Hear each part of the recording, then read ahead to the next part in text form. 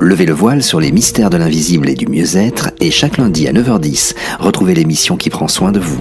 Toutes les informations sur www.sionparler.com. Et aujourd'hui, nous parlons des bols tibétains. Alors, qu'est-ce que c'est que ces bols tibétains, Lorraine, et à quoi servent-ils ? Alors, il s'agit de bols qui sont en métal que l'on fait sonner pour produire des sons au cours de méditation ou de soins par le son. Alors, on dit bols tibétains parce qu'ils viennent du Tibet, justement ? Alors, en fait, on parle de bols tibétains parce qu'à l'origine, ils étaient utilisés dans les monastères au Tibet. Mais en fait, les tout premiers bols en métal qui ont été retrouvés en Inde. Alors aujourd'hui, ces bols sont essentiellement fabriqués au Népal et puis également dans la région du Bengale qui se situe au sud de l'Inde. Et puis, en plus de les appeler des bols tibétains, on les appelle aussi parfois les bols chantants. Alors justement, ils sont fabriqués comment ? Alors traditionnellement, un bol tibétain est composé de 7 métaux.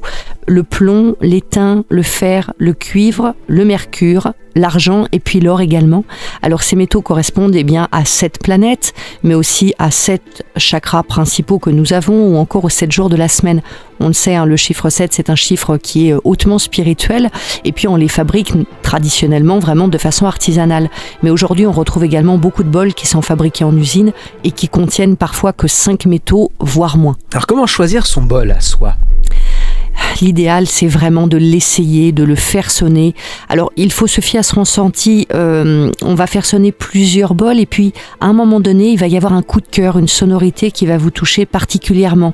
Après, bien sûr, il va aussi y avoir le facteur esthétique qui va rentrer en ligne de compte et puis également la question du prix, parce qu'il en existe vraiment de toutes les tailles et pour tous les budgets. Et comment les utilise-t-on en méditation ?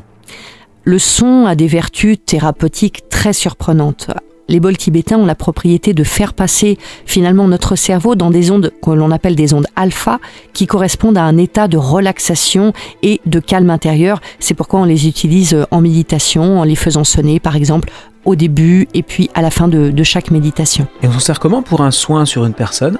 Alors dans un soin en sonothérapie, on va les utiliser pour ramener de l'harmonie dans les déséquilibres, qu'ils soient physiques, émotionnels ou énergétiques. Donc on va inviter la personne à s'allonger et disposer tout autour d'elle plusieurs bols que l'on va faire sonner successivement. On pourra même en placer parfois directement sur elle. Est-ce qu'il est possible à tout le monde de jouer de ces bols ? Oui, tout à fait Marc. Alors il y a plusieurs façons de faire sonner un bol.